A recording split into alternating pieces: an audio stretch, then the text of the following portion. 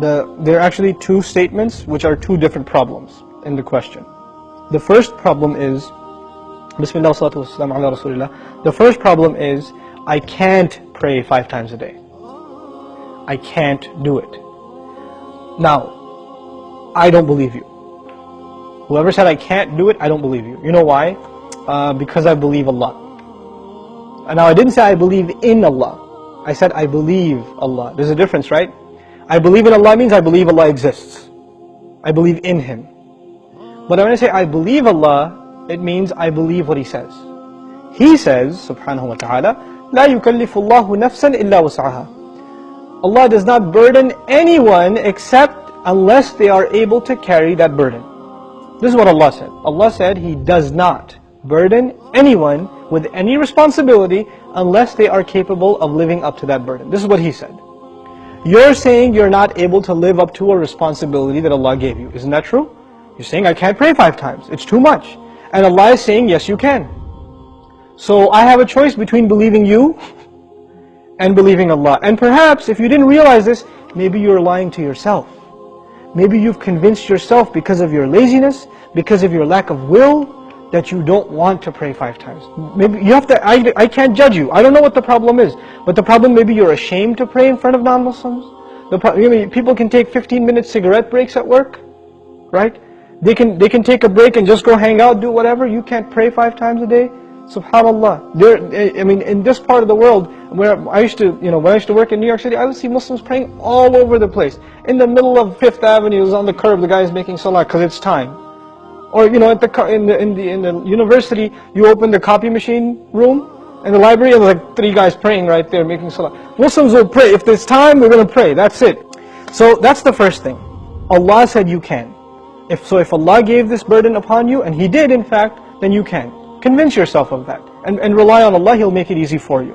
The second question is, does He really care? Does He even care if I pray or not?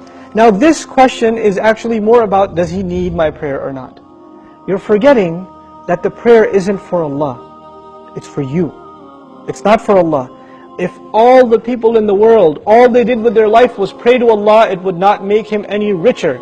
It wouldn't add to His kingdom because He already owns all of kingdom.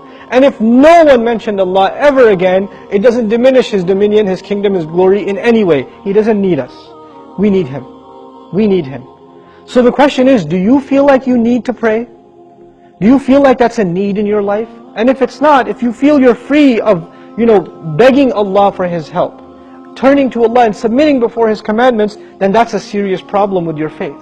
It's become weak, and this question only came up because you've been distanced from Allah for so long that shaitan can come to you and say, yeah, I know you used to feel bad about not praying, let's just get rid of that bad feeling and replace it with, well, why do I have to pray anyway?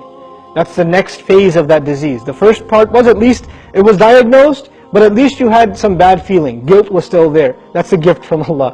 When that guilt even goes away and you say, Allah doesn't need my prayer, it's all good. So long as I'm doing good. And that's the last part I want to talk about, this so long as I'm doing good part. Who defines what's good? There are 2 kinds of good in this world. Please remember this, okay? There are 2 kinds of good. There's ethical good.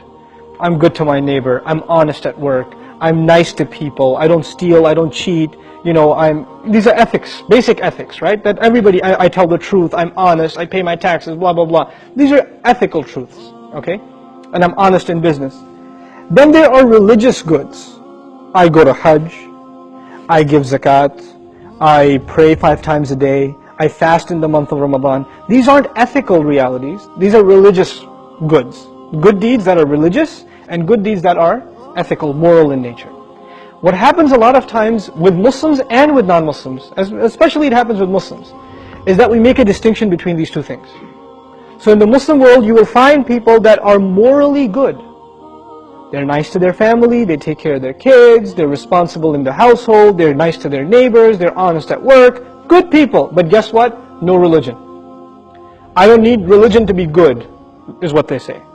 And on the other extreme, you have people that pray, go to Hajj, give zakah, have a long beard, dress in a very religious garment, and yet terrible to their family, cheating people in business, highly immoral and unethical. So what's happened is we have separated the 2 dimensions of goodness. Moral goodness, ethical goodness, and religious goodness. What Allah does in the Quran is fuses them together in the ayah, this one ayah, it's called Ayatul Bir, the ayah of goodness. What does it mean to be good?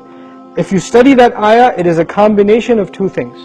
It's a combination of ethical principles like fulfilling your promises, being patient, perseverant, and also religious goodness, establishing the prayer, giving the zakah, right? So it's a combination of both of those things in one place. So if you think you are in a position to define what good is, most likely you're sticking to moral goodness. And you're undermining religious goodness, like the rituals that Allah taught us. But what Allah wants is for us to have both at the same time. This is when a person is truly good. Otherwise, you're not really good. You have defined goodness for yourself and you have rejected Allah's definition of it. But we turn to Allah for guidance because we can't define things for ourselves. We want Him to define them for us. Inshallah ta'ala.